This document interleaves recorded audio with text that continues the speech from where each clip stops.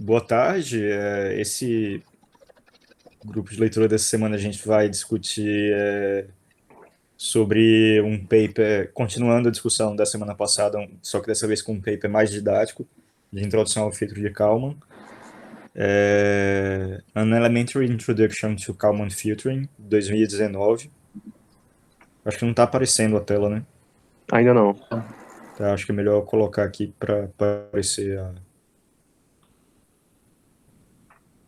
tela do paper. Pronto, está aparecendo o paper agora, né? Uhum. Então, esse é o paper, é uma versão mais didática um complemento mais didático para o paper que a gente discutiu na semana passada, que era o paper original do Kalman, mas que era bem mais denso e com uma linguagem mais complicada. E aí esse aí é um paper de 2019 que faz uma introdução de uma forma bem mais didática, bem mais fácil de entender. Então a gente julgou que ia ser um complemento legal para a discussão da semana passada. Uhum. Bom, acho que a introdução era essa, basicamente. Acho que eu devia me apresentar, meu nome é Tiago Oliva, ou Caju, da, da pós-graduação lá na Mecatrônica. Bom, acho Show. que é isso, né? Sim, agora é mais acho que a gente pode só contextualizar, né? O, o que, para que, por que a gente chegou até o filtro de calma, né? E aí depois a gente fala como faz um filtro de calma. Tá. Então, filtro de calma é um algoritmo de estimativa que permite você pegar a informação de medições e somar com a informação do seu modelo. Usualmente, na teoria de controle mais clássica, básica, você tem o seu modelo para estimar como é que o seu sistema está se comportando. Obviamente, isso não é uma, uma solução completa para o problema, porque o seu modelo é muito imperfeito, muitas vezes, e em outros casos incompleto. De certa forma, na situação mais trivial, você corrige essa deficiência. Deixa eu fechar o WhatsApp aqui para não ficar aparecendo. Você corrige essa deficiência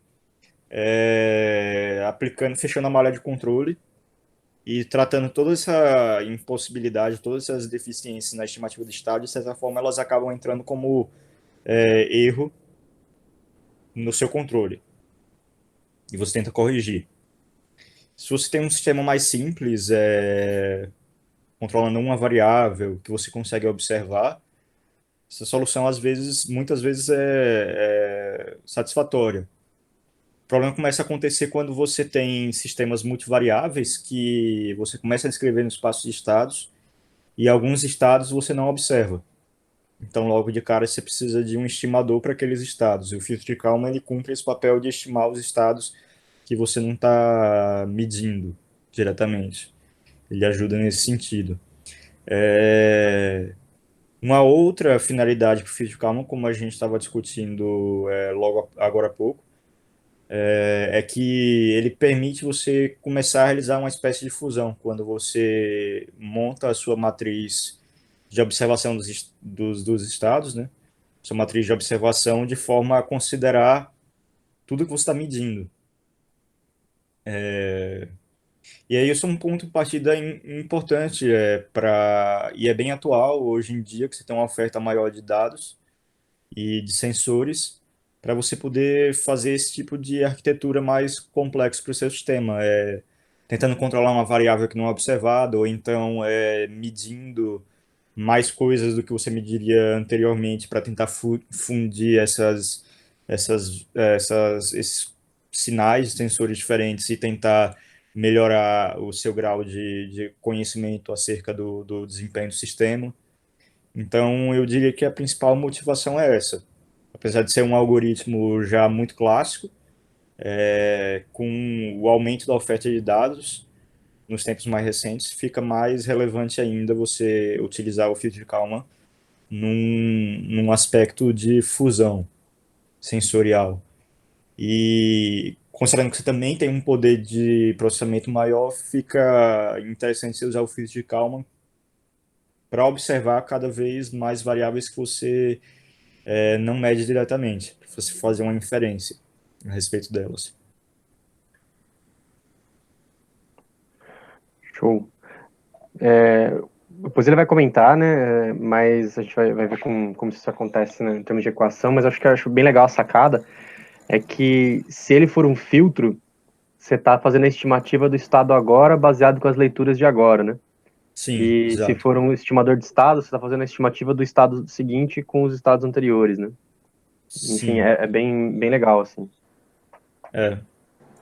Eu diria assim que nesse caso, ele fazendo a estimativa do estado seguinte, talvez fosse melhor chamar ele de preditor, tipo um filtro preditor, aquele prediction mode do paper do Kalman, porque ele tem como fazer estimativa dos estados no tempo presente, mas de estados que não foram observados. Ah, sim. Justo. Ele tem como estimar estados a partir de informação incompleta. Você está medindo um ou dois estados e você estima os outros. Uhum. Opa, você ia falar alguma coisa, Gustavo? Não, eu ia falar que um exemplo que eu gostei que vocês comentaram da última vez foi o do tanque, acho que de reação química. Você não Um podia reator. ficar abrindo, é isso, você não podia ficar medindo invasivamente toda hora as variáveis. Então você usava Sim.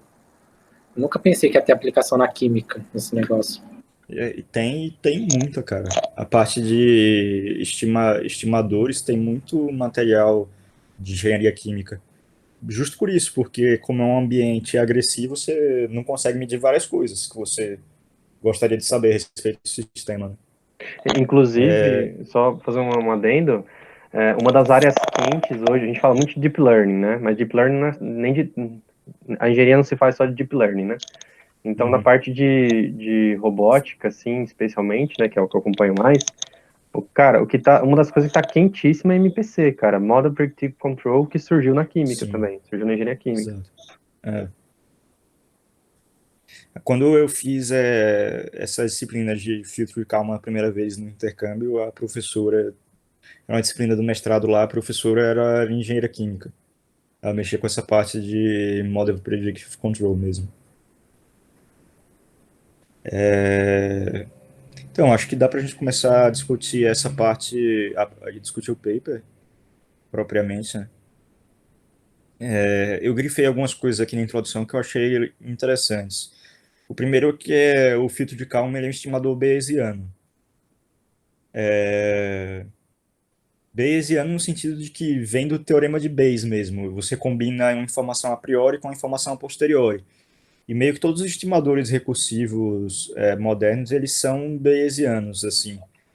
A ideia é que você tem uma crença, né, a priori, como no teorema de Bayes, que seria, sei lá, uma distribuição de probabilidade genérica. Só que o teorema de Bayes faz é que é a probabilidade condicionada. Então, Uhum, você tem a sua crença, né? Se você não soubesse nada do sistema, você pelo menos teria a sua probabilidade a priori.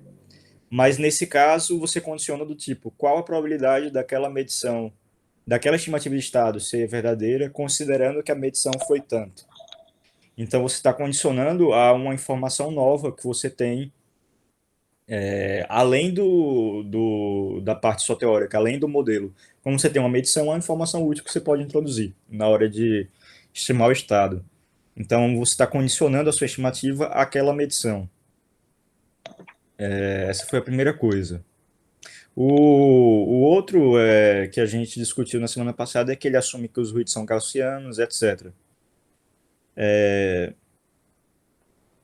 E aí ele começa a discutir um aspecto de fusão aqui.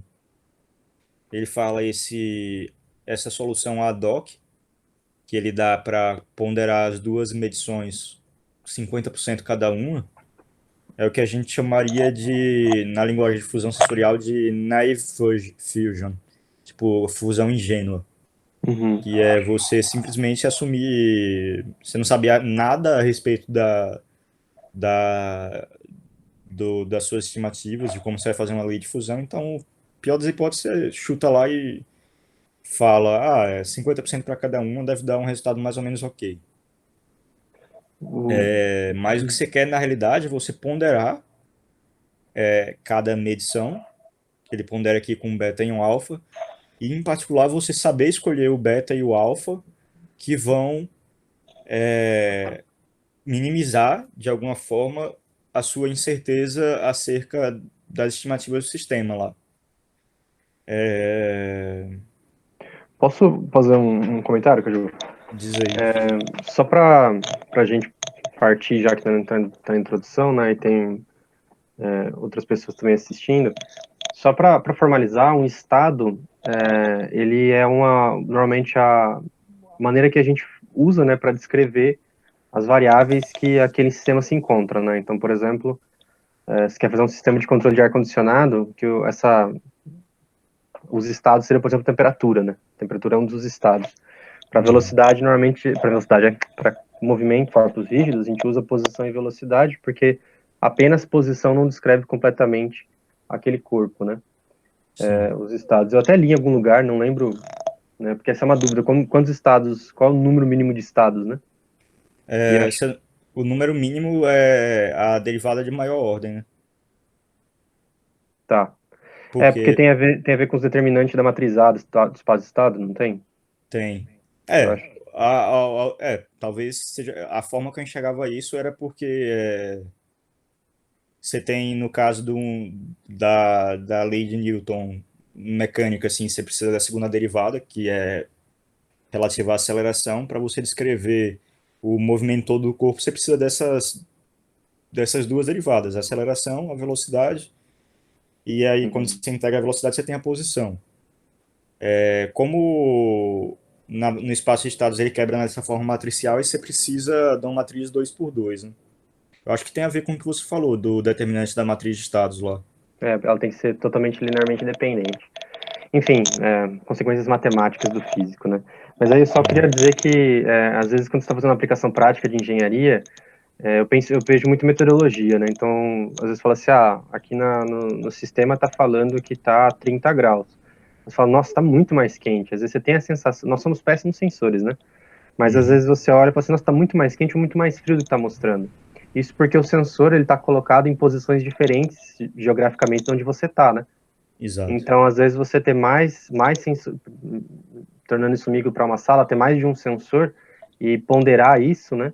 Que é a maneira Uhum. inteligente de você ter, de fato, estimar qual é o estado, qual é aquela temperatura, que de fato você nunca vai ter. O teu sensor sempre vai ter imprecisões de uma maneira ou de outra, né? Só esse comentário que eu queria fazer. É. Inclusive, agora que você deu o exemplo do ar-condicionado, tem um paper interessante de Virtual Sensing, que ele é da parte de conforto térmico, de engenharia civil. E é bem famoso. E a ideia é essa, que você tem um prédio grande com várias pessoas, como é que você ajusta a temperatura de forma a deixar mais confortável, sendo que a carga térmica muda, né, em função das pessoas que estão entrando e saindo. O ambiente é grande, então o ar-condicionado está num lugar, mas leva um certo tempo até a massa de ar mais gelada se difundir pelo ambiente. Então, assim, tanto você melhora o conforto térmico das pessoas que estão no ambiente, como você diminui muito o consumo de energia se você fizer essa estimativa de uma forma mais inteligente. Porque se para pensar, a maior parte dos ar-condicionados eles trabalham de uma forma meio burra, assim, tipo, operando no 100% quando a temperatura sobe demais e desligando completamente quando a temperatura cai demais e sempre está desconfortável para as pessoas, né? Tipo, sempre tem um cara que está mais perto do ar-condicionado, metade do dia ele fica sentindo frio, e tem a galera que está mais longe do ar-condicionado. Tipo assim, se você fizesse esses acionamentos do ar-condicionado de uma forma mais gradual, mais comedida, você ia chegar numa situação mais confortável para todo mundo no ambiente lá, né? Boa. Enfim, avançando aqui no paper. Ele fala aqui que ele modela as amostras a partir de distribuições aleatórias, né?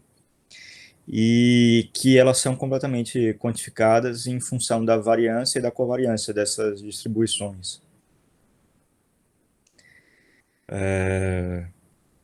Outra coisa que eu marquei aqui, que ele vai mostrar ao longo do paper, é que o problema de você fundir mais de duas estimativas, ele pode ser reescrito como problema de você fazer estimativas sucessivas. Você não precisa fazer tudo em paralelo. Você pode fazer sequencialmente, que é o que a gente acaba fazendo na prática. Ele dá um exemplo aqui de duas distribuições de probabilidade para ele combinar a temperatura. Ele fala o ground truth, né, a verdade é 60 graus.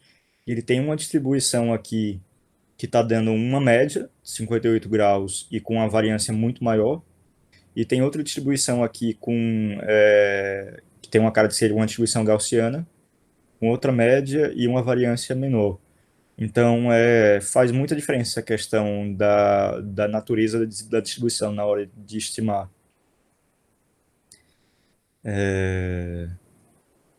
No caso aqui, você já consegue ver que a P1 não parece gaussiana de forma alguma. Então, talvez fosse gerar algum problema na hora de fazer fusão usando o filtro de Kalman, que assume todas essas hipóteses de ruídos gaussianos. Isso aqui é o que intuitivamente a gente já sabe. Quando você tira várias medições, você acaba mitigando as imprecisões delas, quando você vai fazendo uma média dos valores. O que não reduz o erro sistemático. Se você tiver um viés em todas as medições, por mais que você faça novas medições, você está diminuindo a variância, mas você não está tirando o viés. Então, você acaba aumentando a precisão da sua medida, mas ela não vai ficar necessariamente mais exata, indo para aqueles conceitos de instrumentação lá de exatidão versus precisão. A precisão estando relacionada à variância. Quanto menor a variância das medições, mais preciso é. E a exatidão está relacionada ao erro absoluto, né? Ao desvio que a média das suas medidas tem em relação ao valor real.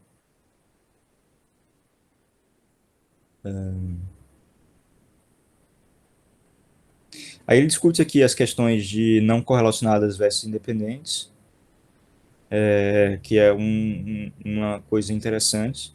O fato das variáveis serem não correlacionadas é como se fosse uma versão mais fraca do requisito de que elas sejam independentes. Ele fala que vai explicar lá no anexo. E é que eu achei interessante que ele descreve isso em função das médias da distribuição de probabilidade. Por exemplo, uma informação independente, duas variáveis elas são independentes se a probabilidade condicionada ao conhecimento que você tem do x1 não altera em nada, não traz nenhuma informação nova a respeito de x2.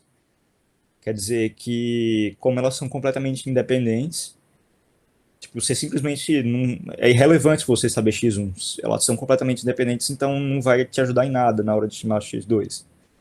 É mais ou menos a mesma coisa que eu falar, qual a temperatura na sala, sabendo que a população na China é tanto.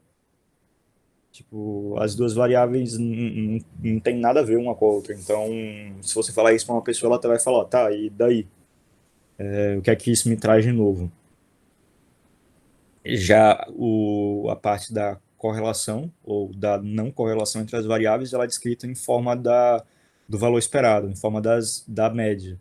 É uma condição um pouco mais fraca. Não é a probabilidade condicionada aqui. No caso, é a expectância condicionada de x2 para x1 acaba sendo só a expectância de x2.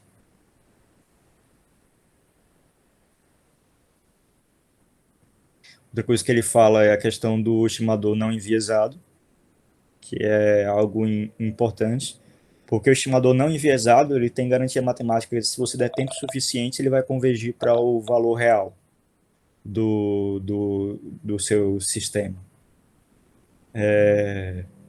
E é o que ele trata no paper, né? É isso que eu tava querendo comentar aquela hora no grupo. Que ele não vai.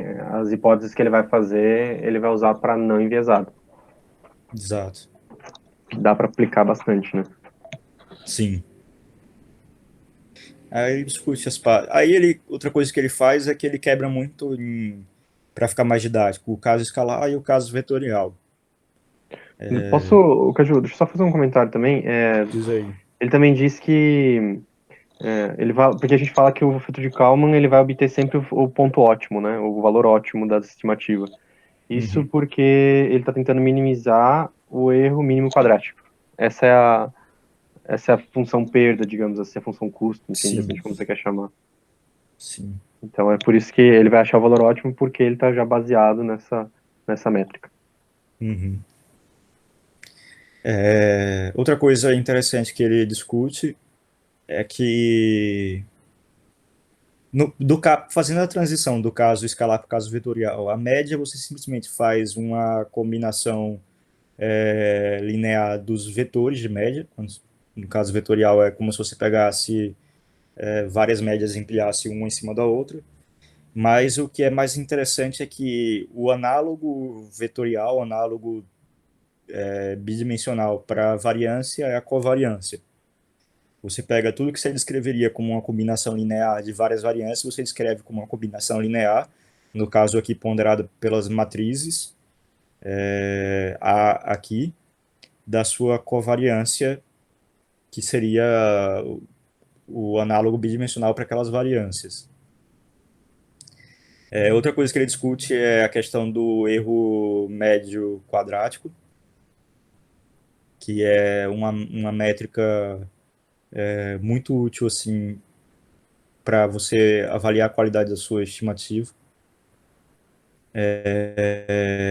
E no caso da matriz de covariância Y, ele é simplesmente o traço da matriz de covariância. Aí ele parte para falar um pouco de fusão. Aqui seria aquela lei de fusão, ela é bem parecida à equação 5 aqui com a forma como ele introduz a questão da fusão ainda na introdução. Ele está ponderando as duas variáveis que ele quer fundir.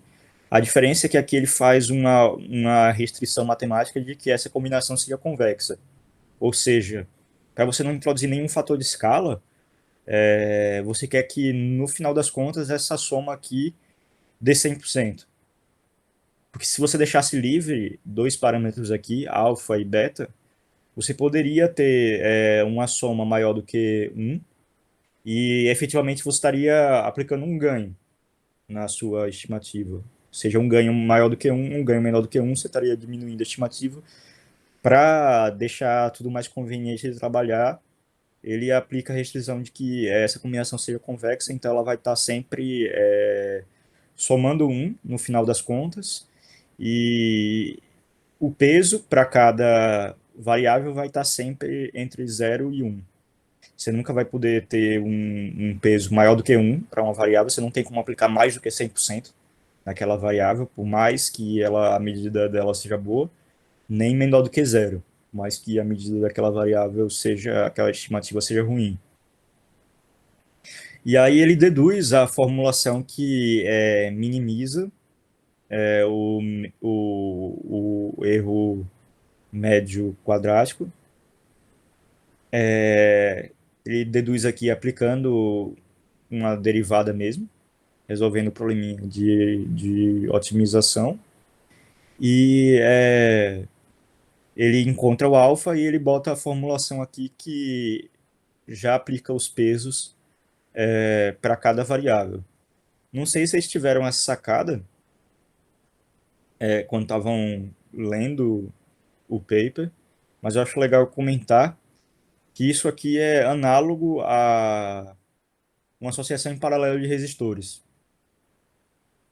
Se você for ver, no caso analógico, você poderia implementar essa lei de fusão literalmente colocando dois resistores em paralelo para pesar os seus sinais de forma a somar proporcionalmente ao inverso da variância.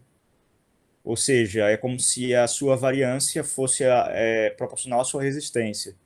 Quando você tem uma variância maior, quer dizer que aquela medida é pior, você aplica uma resistência maior, uma carga maior, e você efetivamente tem menos peso naquela medição. E a mesma coisa vale para o complemento dela, né?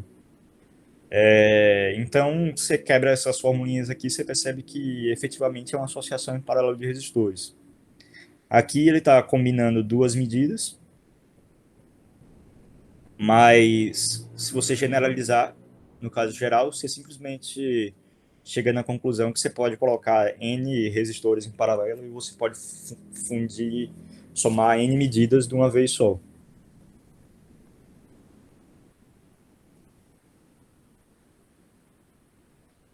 Outra coisa que é bem comum nessa parte de fusão sensorial é que é mais conveniente você trabalhar com o complemento da variância, né? Fica matematicamente mais confortável você trabalhar com a informação, que é o inverso da variância. Seria análogo você trabalhar com admitância ao invés de trabalhar com resistência, para você fazer essa associação aqui.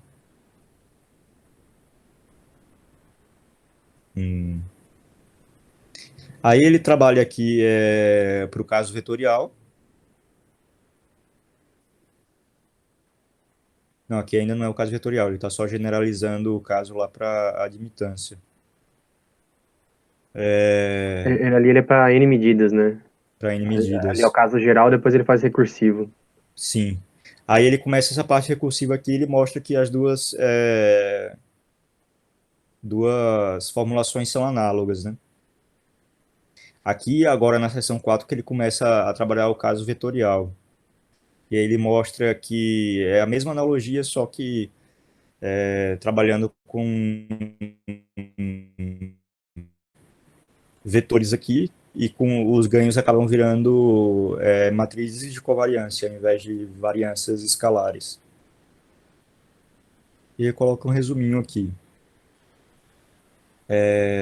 Ele discute a parte do estimador linear não enviesado, o BLUE, que é o melhor estimador para o caso de você ter uma variável, um estado escondido, né, uma parcela escondida dos estados visíveis. E ele continua evoluindo agora, entrando mais na parte do filtro de Kalman. Não sei se vocês acham que agora a gente poderia tentar discutir a parte do exemplinho lá que a gente ficou de fazer desde a semana passada, né? Uhum. Eu só queria fazer um comentário de que ouve-se muito ainda em conferência sobre o filtro de Kalman estendido e o uncentered, né? Eu nem sei como traduzir isso direito. Aí ele diz só Esse que lá no final. ele só fala que o standard é que em vez de trabalhar com sistemas lineares, ele pega sistemas não lineares e lineariza no ponto de operação. Sim. E o uncentered, ele é de fato mais complexo, né? Ele trabalha com funções mais não lineares de fato. Se a forma que eu enxergo isso se você enxergar o seu filtro como um bloquinho, o filtro de Kalman estendido, você lineariza, né, a função, como você falou, como se você fizesse uma expansão em série de Taylor lá, e você continua colocando vários pontos na entrada, você tem vários pontos na saída, e aí você fita uma distribuição de probabilidade depois. O uncentered é uma formulação onde você não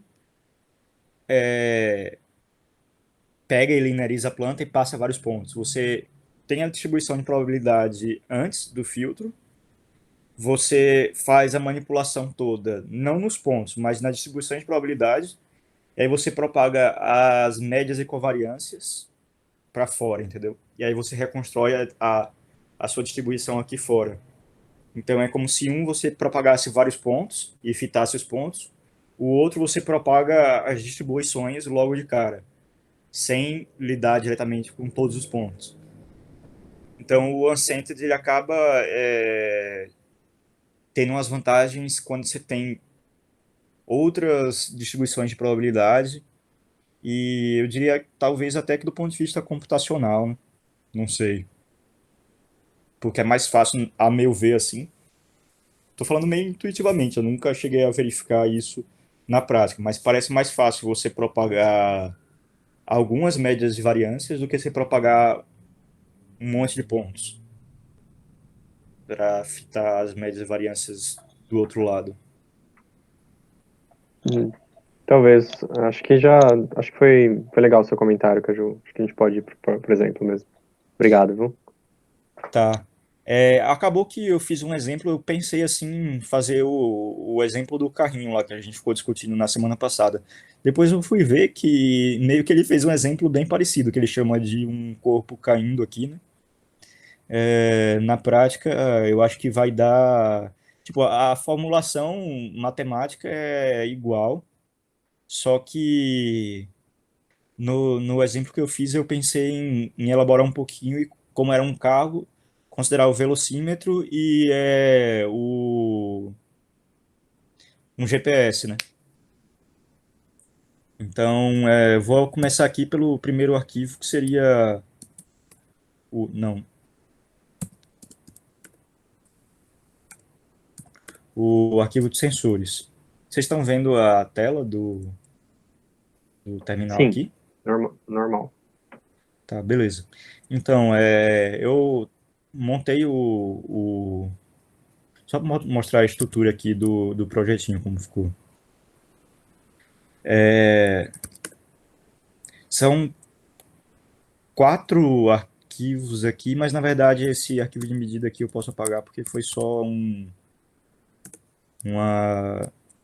Eu mudei o nome depois para sensores para ficar mais característico.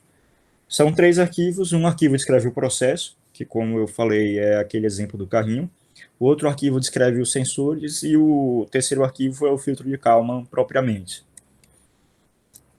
Então, discutindo o arquivo dos sensores, eu defini 2 classes. Uma classe aqui do speedometer, que seria o tacômetro, né, o velocímetro do carro, e outra classe para o GPS. Faz diferença definir essas 2 classes, porque elas, da forma como eu modelei os 2 sensores, elas têm particularidades para cada um, né? Que deixam a forma como eles obtêm a medida diferentes. Eu dei uma fuçada breve assim na internet para tentar caracterizar os erros mais evidentes.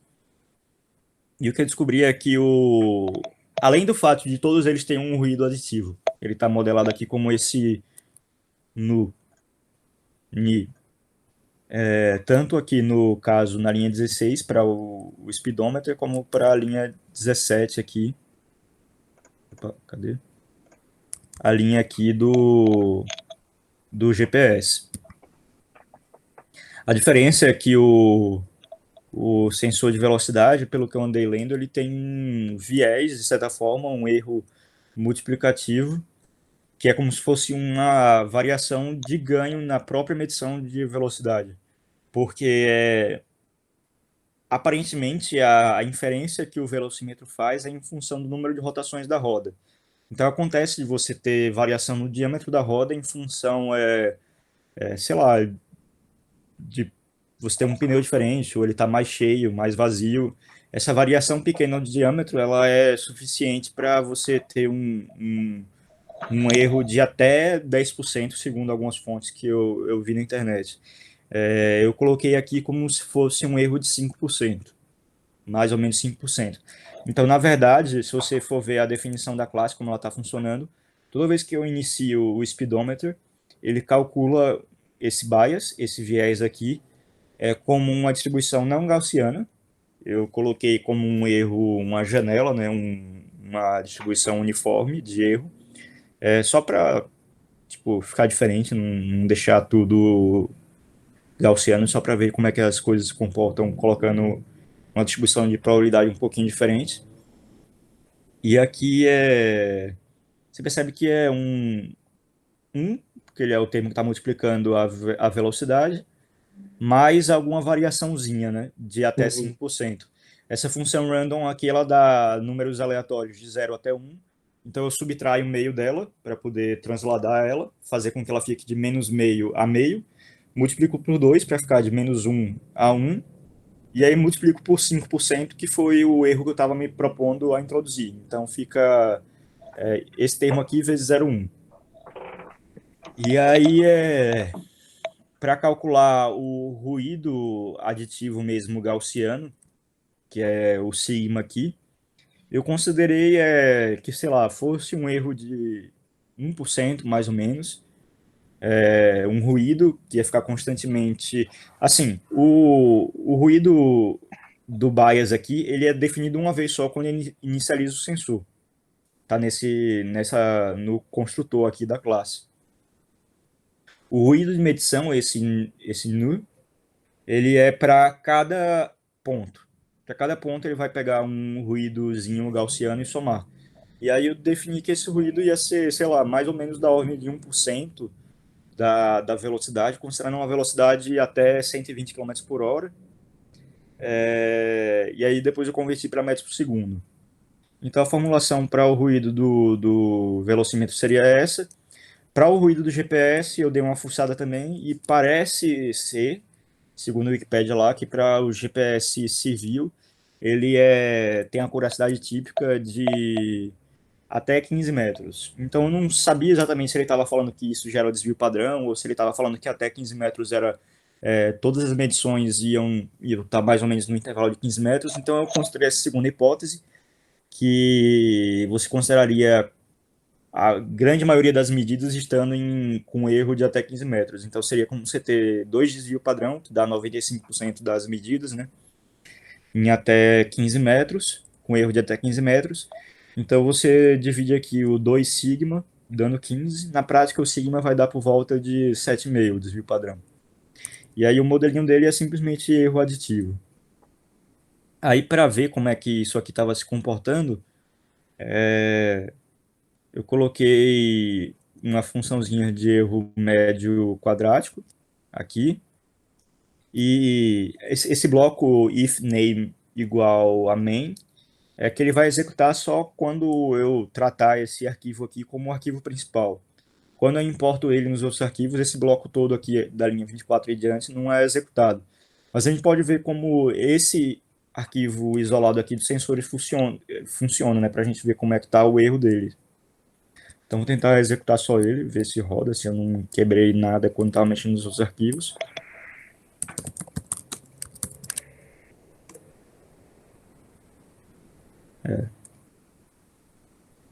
Aparentemente... já sei o que eu fiz. É que depois eu troquei o de speed para measurement.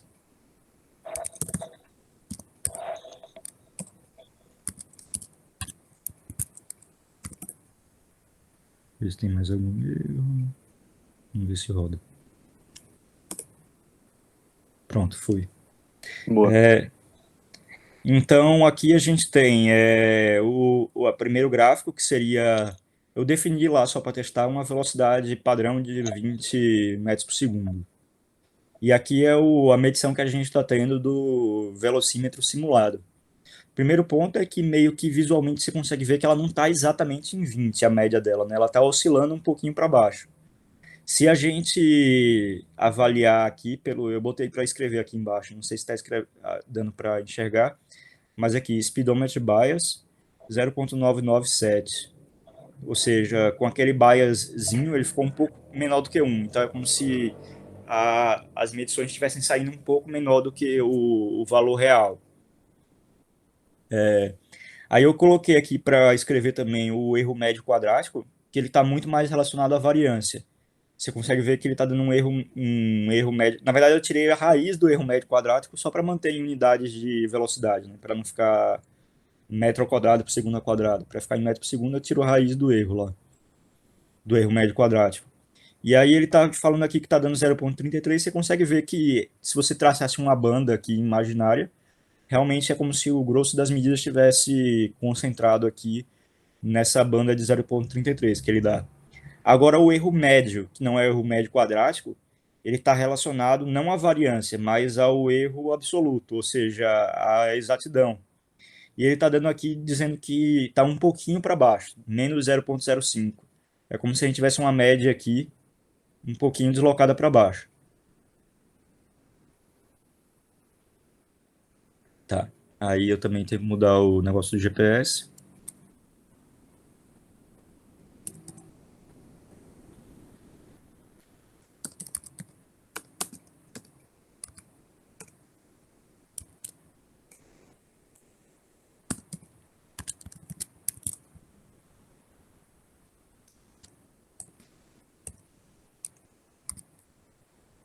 Vamos ver se vai agora.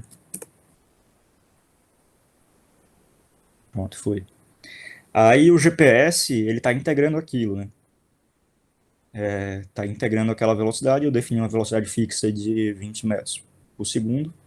Então, quando você integra, do ponto de vista do valor real, é uma reta simplesmente, mas como o GPS tem um erro que eu defini daquele jeito lá, com o desvio padrão estando mais ou menos 7,5, é, ele oscila um pouquinho ao redor da reta, não dá uma reta certinha. Aí eu botei para ele plotar aqui também o erro médio quadrático do GPS, que seria análogo à variância ao desvio padrão do GPS, e o erro médio, que seria o erro absoluto, a exatidão.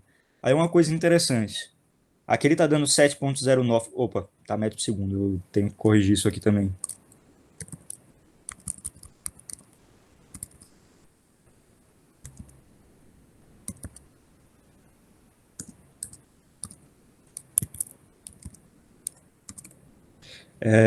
Outra coisa interessante é que o GPS não tem viés. Então o erro dele, o erro absoluto, a exatidão, era para dar zero. Esse erro absoluto. Porque se ele não tem viés, era para ser uma medição não enviesada e era para convergir se você desse tempo suficiente para o sistema. E também o erro médio quadrático não está dando aquele 7,5, que era o que a gente esperaria, porque o desvio padrão está simplesmente dividindo 15 por 2. Isso acontece porque eu defini poucos pontos aqui. Tem só 100 pontos na linha 36. Vamos ver o que acontece se colocar mais um zero aqui, levar para 1.000.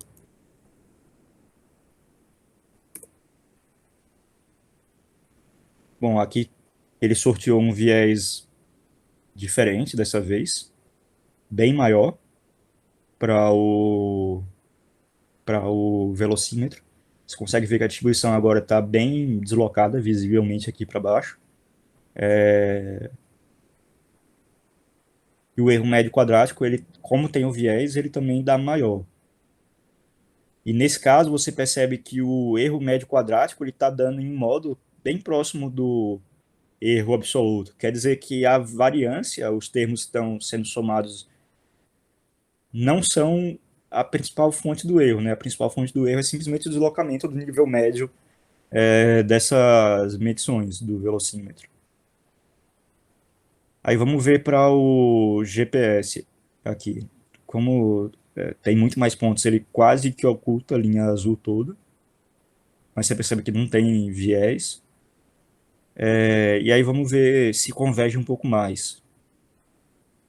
Aí, de fato, o erro médio quadrático quase bateu 7,5 e o erro absoluto está tendendo a zero. Se a gente continuar aumentando, vai se aproximar, mas eu acho que já deu para visualizar, certo? Não faz sentido a gente botar 10.000 pontos agora, eu acho.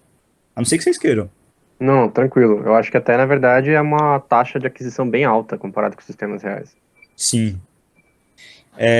Beleza. Então, para a parte do arquivo de sensores seria isso. Aí vamos ver o arquivo do processo. O arquivo do processo é bem mais simples aqui. O modelinho já discretizado simplesmente os vetores de estado aqui que a gente teria seriam a posição e a velocidade, certo? Então, o que ele está dizendo aqui é que a minha nova velocidade seria a posição e eu multiplicar a velocidade anterior por t, e a minha aceleração seria eu pegar a velocidade anterior, e aí o input ele está só na aceleração. Seria multiplicar a aceleração do input por t.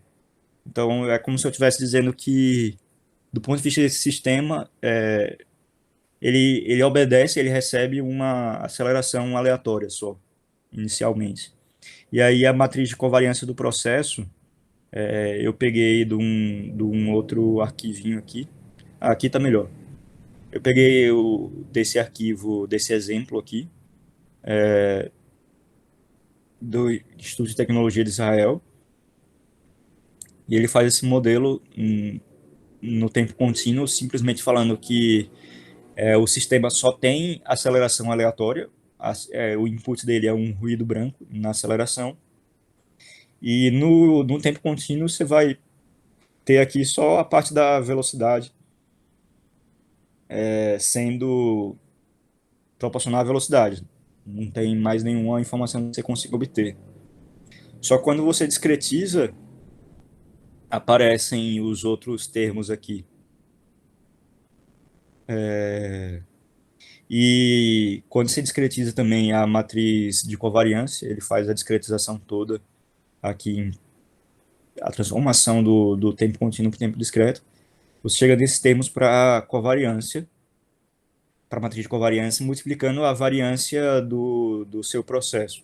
Ele faz até uma discussão aqui que a ordem de grandeza, né, a ordem de magnitude dessa mudança de velocidade seria a raiz de t vezes a variância, né? E que isso poderia guiar na hora de escolher um valor para a variância simulado. Então foi isso, eu montei a variância do processo aqui, e a gente tem uma matriz de observação que aqui eu coloquei que seria identidade, que eu estou observando os dois estados.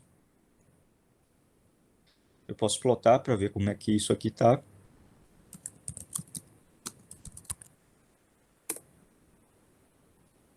Opa. Ah, tá. Porque antes eu estava medindo só um estado, aí agora eu tenho dois, então eu tenho que adicionar um indicador aqui que é para pegar só a primeira dimensão. Tá. Então é o que a gente esperava. Se eu plotar aqui a posição, dá simplesmente uma parábola, estou integrando a aceleração duas vezes. E beleza. Agora vem pro mais interessante, que é o filtro de Kalman, o arquivo do filtro de Kalman mesmo. Nesse arquivo aqui eu importo duas bibliotecas padrão que eu vou ter que usar, que é o NumPy e o Matplotlib para plotar. E aí eu importo também os outros arquivos que eu fiz, né? O arquivo aqui de processo, eu importo a biblioteca de controle para poder usar a função stateSpace, a biblioteca de controle do Python. E esse arquivo de sensores que eu também foi aquele outro que eu mostrei. E aí eu defino a classe Kalman aqui para o filtro de Kalman. E aí esse aqui é um pouco mais complexo que os outros arquivos, eu acho que faz sentido discutir como é que ele está sendo inicializado. Para inicializar o filtro de Kalman, eu tenho que passar para ele um modelo, que é o modelo do sistema.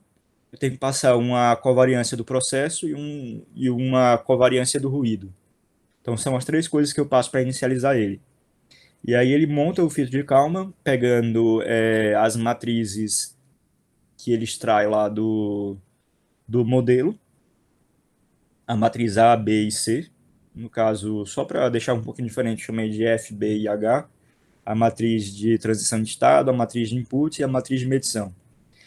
Aí, só por questão de conveniência com as variáveis, eu também chamei de Q e R a covariância do processo e a covariância do ruído.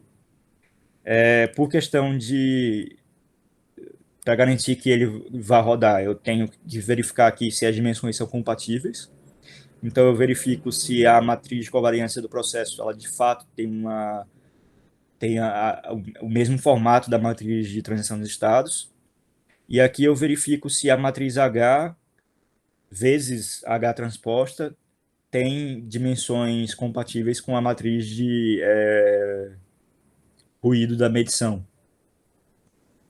E aqui eu inicializo também o x0 e o p0, né? São a estimativa inicial dos estados e a estimativa inicial da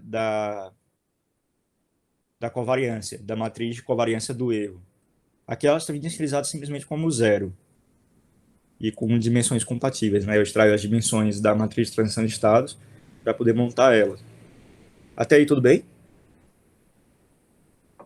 Sim, por mim sim. Se alguém tiver alguma dúvida é só falar. Beleza. Aí a gente passa para... O filtro de Kalman ele tem 2 passos fundamentais. É o passo de predição, o prediction, né? E o passo de update. O prediction ele está simplesmente propagando os estados e a covariância pelo próprio modelo do sistema. Então ele é completamente a priori, ele não está pegando nenhuma informação de medição. Ele é a sua crença, tendo informação só no modelo. Tipo, sabendo o modelo, sabendo o estado anterior, quanto é que o que é que eu acreditaria que é o estado atual e a covariância atual. O passo de update, ele vem e pega as estimativas a priori, tá aqui o x a priori e esse pp a priori, que é a covariância a priori, e aí ele introduz uma medição. Então aqui só por questão de conveniência eu também mudei a nomenclatura das variáveis, porque senão ia ficar muito longo para escrever as equações. Eu estou chamando os estados de x, a covariância, a matriz de covariância do erro de pp e a medição de z. Eu calculo o resíduo pré-fit, que é a inovação, ou seja, o quanto a minha medição z está diferente do meu hx, certo? Isso aqui é do NumPy. Como eu tenho o self.h é uma matriz, é um valor, um parâmetro da minha classe Kalman. E como ele é uma matriz do NumPy, ele tem o método produto escalar, que seria fazer o produto escalar de uma matriz com um vetor. Então fica .x, que é o vetor de estados. Então isso aqui está simplesmente querendo dizer que é a minha medição menos hx. Aí eu passo para a covariância da inovação, que vai dar aquela formulação do Kalman. H, produto escalar P, produto escalar H transposto, mais R. Ou seja, aqui está entrando a minha matriz de covariância do ruído dos sensores. Ela influencia nessa covariância da inovação. Calculo o ganho de Kalman. Perceba que entra a covariância da inovação nele. E também o termo H, que é a minha matriz de observação. Aí eu propago eu atualizo os estados, na verdade, né? Calculo o x a posteriori em função do x a priori mais o ganho de Kalman vezes o resíduo, né? Propago também isso para a matriz de covariância, porque eu vou precisar dela nas outras iterações, então eu também tenho um pp a posteriori, que é a matriz de covariância a posteriori, e aí eu atualizo os estados dentro da classe Kalman. E aí eu escrevi uma outra funçãozinha só por conveniência aqui, que seria unicamente para eu poder chamar essas duas funções tudo de uma vez, para um passo de filtragem ser composto de um passo de predição e um passo de update, né? Ele executa as duas em sequência. Beleza. Aí no corpo do arquivo mesmo, o que é que acontece? Eu defino um ground truth, que é simplesmente o processo. Defino aqui qual é o meu time step. No caso, está lá definido que o time step é 1 segundo. Defino um vetor de tempo aqui, que está aqui como 21 segundos. E aí eu uso a função step response da biblioteca de controle do Python para gerar um input step de aceleração e ver como é que seria a resposta do sistema. Isso aqui é estado puro, não tem nenhum ruído, é o que aconteceria se eu tivesse o sistema ideal. E aí eu ploto essa posição. Aí eu venho para a parte do filtro de Kalman para o velocímetro. E aí eu defino uma matriz de observação para o velocímetro. Esse H aqui significa que eu estou simplesmente medindo a velocidade. E aí eu defino uma variância, um R, para o velocímetro. Como a minha matriz de medição para o velocímetro ela tem dimensões 1 por 2, a minha matriz de covariância é simplesmente um escalar. E aqui eu deixei um simplesmente para a gente ir mexendo depois, mas a gente pode ajustar esses valores. Eu gero um outro sistema aqui, que tem como H o H do meu velocímetro. Ele não observa mais todos os estados, ele observa só o estado do, da velocidade. E aí eu crio um filtro de Kalman aqui, como eu tinha discutido, passando o modelo, a covariância do processo, que é relativa ao modelo, então é processo.q, e aí o que tem de diferença eu passo o meu R, que seria a covariância do ruído, a covariância do sensor, que nesse caso é o R que foi definido para o velocímetro. Aí eu gero um velocímetro, um objeto velocímetro, né? E eu começo a popular para esse vetor de tempo inteiro. Eu começo a popular o meu vetor de medição, com medições obtidas a partir do velocímetro, para cada instante de tempo. Perceba que eu estou colocando aqui, acessando a segunda dimensão do vetor x, e o que ele está fazendo é que você pode pensar, mas o vetor x é determinístico. Então, onde é que vai entrar o ruído? O ruído entra porque naquele arquivo de sensores a gente definiu que o velocímetro ele pega um estado puro e ele adiciona um ruído para simular o comportamento do velocímetro. E aí eu salvo aqui só para armazenar esses ruídos. E aí eu faço o passo de filtragem do filtro de Kalman. O meu input está sendo sempre 0, porque eu não estou dando nenhum input para o filtro. Eu não estou... Eu estou falando assim, esse no caso é um problema de tracking. Eu não estou objetivamente introduzindo nenhum input no sistema. É como se ele estivesse só observando o que está acontecendo com o carro. Então, eu não dou nenhum input e eu passo só a medição e falo para o filtro ir calculando os estados e salvando. Depois eu vou aqui e ploto, só para a gente ver como é que está a estimativa do velocímetro. Eu faço a mesma coisa com o GPS, que aí eu vou passar mais rápido, porque é simplesmente repetição da mesma estrutura, das linhas 12 até das linhas do speedômetro lá. Ele repete a mesma coisa para o GPS. E aí eu armazeno também e ploto para a gente ver. Então dá para a gente botar para rodar aqui.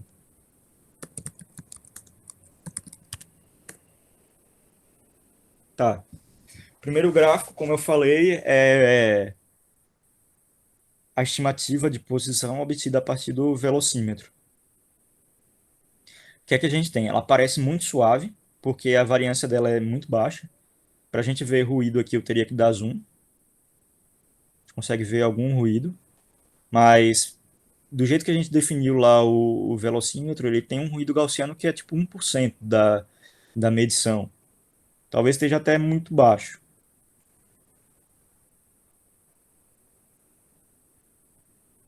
Mas qual é o problema do velocímetro? Ele tem um viés.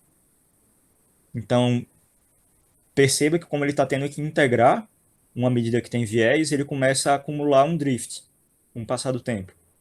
Depois de 20 segundos, a estimativa aqui obtida de posição obtida através do velocímetro, ela já divergiu o que, sei lá, 10 metros, mais ou menos, do valor real. E isso em 20 segundos. Então vai acumular rápido com o passar do tempo. Então ele é um estimador enviesado nesse caso. Ele não seria bom para fazer uma estimativa contínua, como o paper discute lá.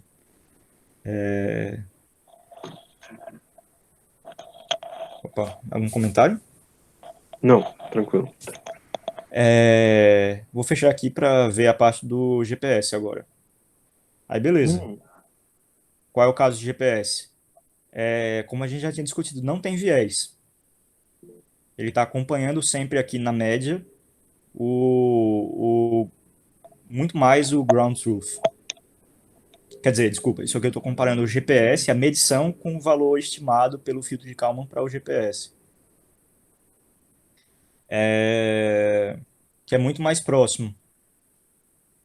Só que perceba que o GPS tem muito mais ruído e o filtro de Kalman dá uma suavizada boa. Aí a próxima imagem vai combinar tudo. Aqui eu tenho em laranja a estimativa obtida com base no velocímetro. Então perceba que ela tem viés aqui. Em verde eu tenho a estimativa obtida a partir do GPS. E em azul eu tenho a estimativa. Em azul eu tenho o ground truth, que é a parábola determinística, né? Então, se a gente for analisar isso, o que é que a gente tem? O velocímetro, a estimativa obtida a partir dele tem muito menos ruído. Então, ela ajusta muito bem a curva azul aqui no começo. Só que, por outro lado, o velocímetro tem drift. E lá no final, ele vai começar a se afastar um bocado. O GPS tem muito mais ruído. E como eu inicializei o filtro de Kalman com 0 para a matriz de covariância do erro e para os estados, ele leva um certo tempo até ele começar a convergir. Mas perceba que depois de 10 segundos, a estimativa do filtro de Kalman obtido a partir do GPS começa a convergir legal para o valor da parábola determinística, né? Então, depois de 15 segundos, se a gente for analisar aqui, o que é que a gente tem? A gente tem uma estimativa a partir do velocímetro que tem viés, a estimativa fundida, né? A partir do GPS, ela tem ruído, mais ruído do que a estimativa obtida a partir do velocímetro, mas, por outro lado, pelo menos ela é não enviesada. Então, ela acompanha melhor a parábola. Certo? Sim. Se você colocasse, sei lá, 600 segundos, ia ter uma divergência muito grande do velocímetro, né? Sim. Inclusive, a gente pode fazer isso agora, só por curiosidade. Deixa eu ver. Botar 210 segundos. Uhum.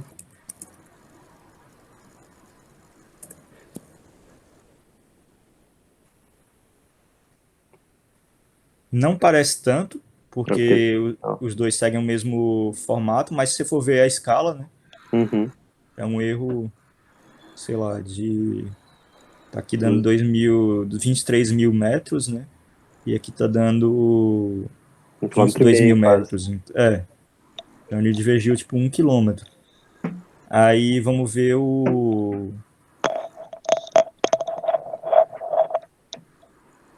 Pro caso do GPS, é porque não tá nem dando para ver, porque o ruído acaba ficando muito pequeno, né? Uhum. Em função da escala. E aqui, combinando tudo, você tem o GPS dando praticamente em cima da curva e o verde, que é o do velocímetro, desviando um bocado. Ops, desculpa. O laranja, que é o do velocímetro, desviando um bocado, e o GPS quase em cima do azul, que é a parábola determinística lá. Uhum. Aí a gente pode fazer alguns experimentos para ver como é que o filtro se comporta, né? Por exemplo, lembra que as variâncias dos sensores eu defini meio que arbitrariamente aqui, que a do GPS seria 10 metros, né? E a do velocímetro seria 1. A gente pode brincar com isso também, mexer para ver o que é que acontece. E a gente pode mexer na variância do processo, que está aqui esse sigma W aqui. Aí eu acho que vale a pena, sei lá, vocês falarem os valores que vocês querem colocar para a gente vendo o que acontece. E, rapaz, só dobra ele pra gente ver o efeito, mas... Dobrar o quê? A os- covariância do processo? É, por exemplo. Tá. Então eu vou dobrar a covariância do processo e manter os sensores inalterados. Aí vamos ver o que acontece. O primeiro aqui é o velocímetro versus o ground truth. Nesse caso, como o viés foi sorteado aleatoriamente, perceba aqui no canto inferior esquerdo que ele deu muito próximo de 1. Então dessa vez quase não desviou para essa execução em particular. Como o negócio está estocástico, cada vez que ele inicializa o velocímetro, ele inicializa com um viés diferente. Aqui o do GPS, a gente não alterou isso por enquanto. O que a gente alterou foi a covariância do processo. Então o efeito vai aparecer agora.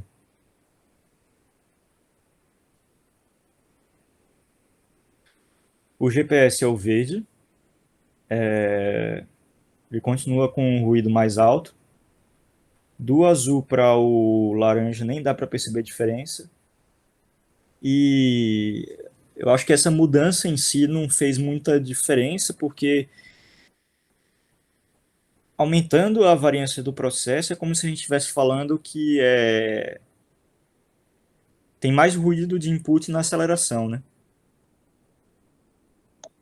Sim. Só que, Pode falar. não, o que eu ia dizer é que o jeito que ela entra no filtro de Kalman é alterando a matriz Q do filtro. Ela entra aqui alterando a matriz Q, né? A matriz de covariância do processo. Deixa eu ver se aqui ele fala do filtro de Kalman.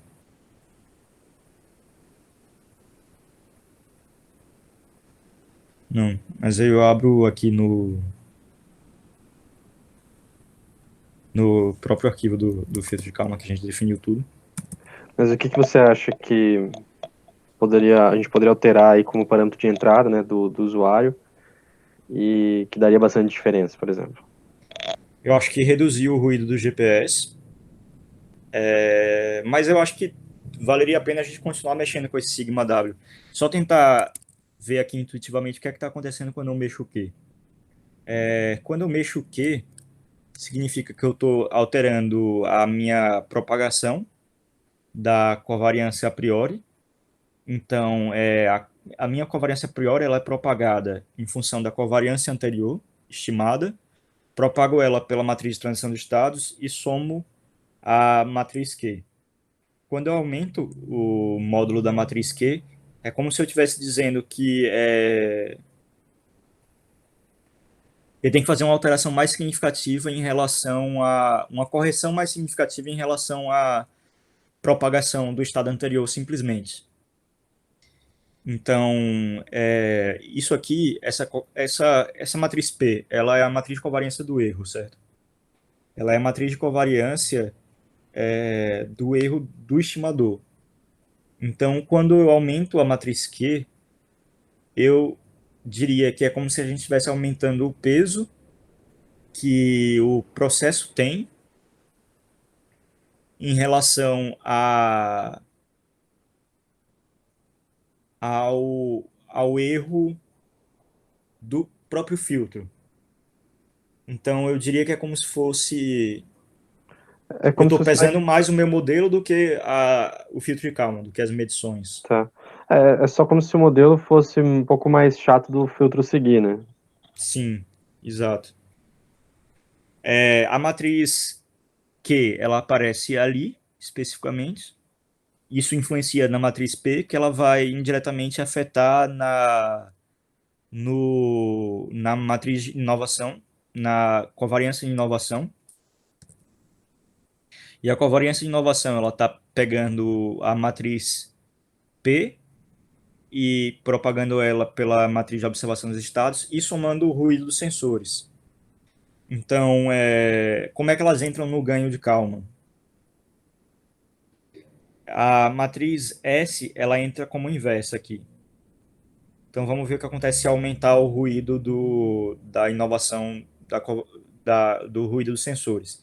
Eu aumento o módulo da matriz S, por assim dizer, que significa que eu vou diminuir o ganho de Kalman, certo?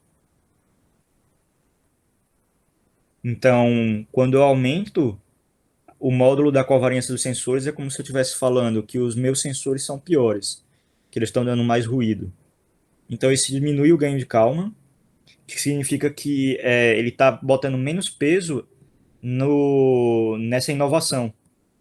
A inovação é o quanto de informação o meu sensor está trazendo em relação ao estado, à estimativa do estado. Se eu estou pesando menos ela, é como se eu estivesse falando para o filtro, ignora esse sensor porque o sensor é ruim. Pesa mais os estados. Então, é uma coisa que acontece em equilíbrio. Eu estou falando para ele pesar mais os estados aqui pela matriz Q, e eu também posso falar isso aumentando o ruído dos sensores. Vamos ver o que acontece se a gente aumentar mais ainda esse ruído aqui do processo.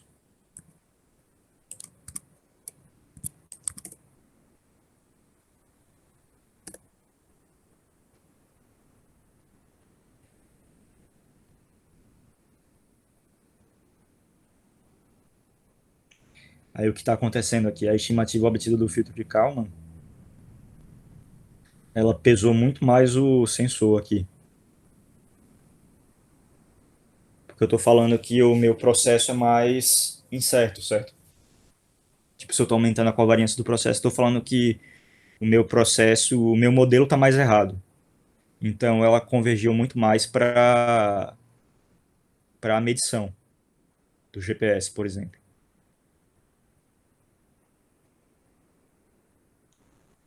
Então, aqui eu tenho a minha estimativa obtida pelo GPS, em verde. Eu tenho a minha estimativa obtida pelo velocímetro e eu tenho o ground truth, em azul. Ô, Caju, Nesse... mas será que o teu velocímetro, o modelo dele não tá um pouco estranho? Porque ele praticamente parece que tá alterando muito pouco, cara. Mesmo com a variação do processo sendo grande. É porque o ruído gaussiano dele está bem baixo. A gente Uhum. pode aumentar.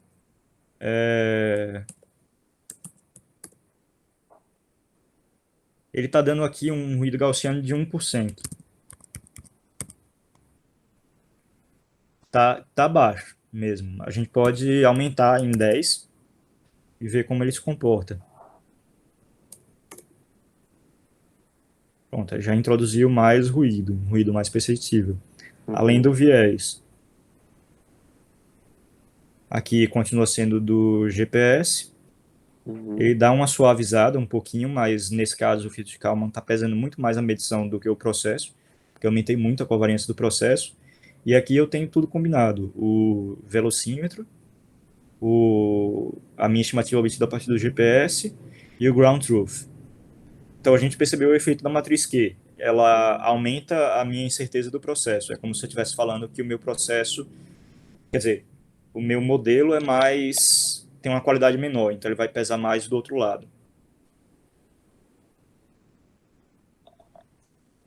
Cara, muito bom. Vou voltar aqui para o valor anterior. E agora a gente pode ver o que acontece se eu mexer na covariância dos sensores, certo? A covariância aqui do, do velocímetro, ela está como 1, a matriz de covariância. E a do GPS está como 10. Então eu estou falando que a minha medição do GPS ela é menos precisa, então ele vai pesar mais a medição do... Eu acho que para fazer essa comparação seria mais conveniente eu colocar um outro bloco aqui. Não sei se já passou muito do tempo, se vocês querem encerrar, porque senão eu colocaria um outro bloco agora colocando um H combinado. Seria a É, mesma. Opa. pode encerrar, cara. Pode falar. Ah, não, era só que eu ia sugerir colocar um outro H aqui combinado.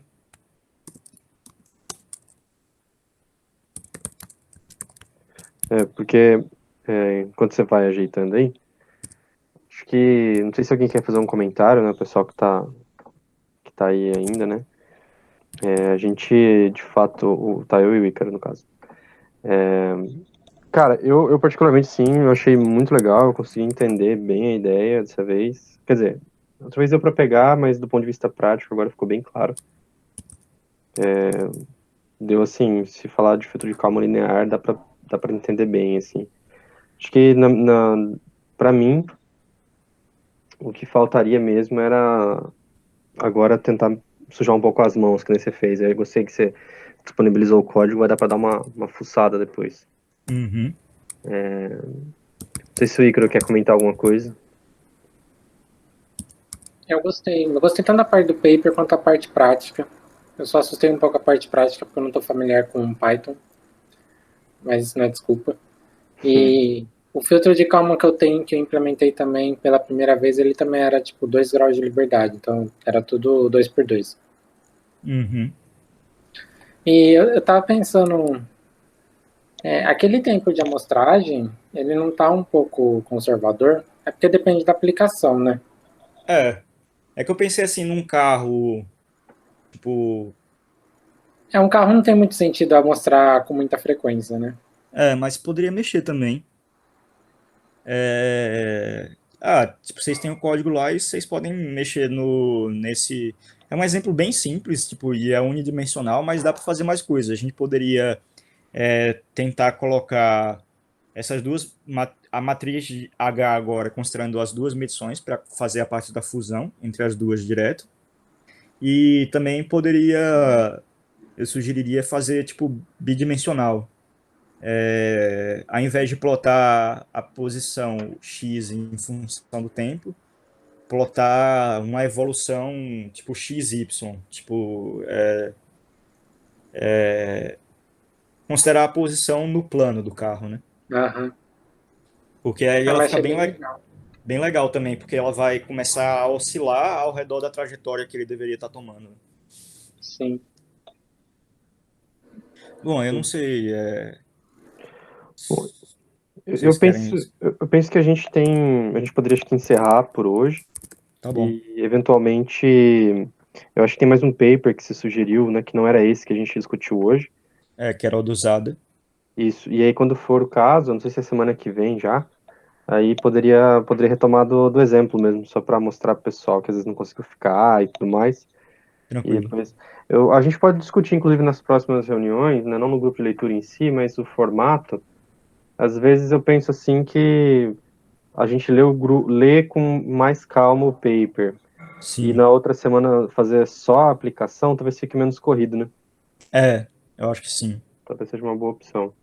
Aí vocês sabem, a gente pode tentar elaborar um pouco mais esse exemplo, vocês mexem lá, ver o que, é que vocês acham de curioso e a gente pode discutir mais a aplicação. Sim. Ou se alguém É, surgir com outro exemplo também. uhum. Acho que a gente pode ver sim, cara. Pô, mas eu gostei muito mesmo, viu? Muito obrigado, Caju. Obrigado pelo Valeu, eu que tempo aí, agradeço. A gente vai depois formatar lá e subir no canal certinho. Aí depois você Beleza. só vê essas mudanças aí e comita lá pra nós. Tá, beleza. Tranquilo. Beleza. Valeu Falou. então, gente. Valeu, Caju. Valeu, Valeu. Ícaro. Boa tarde, pessoal. Até mais.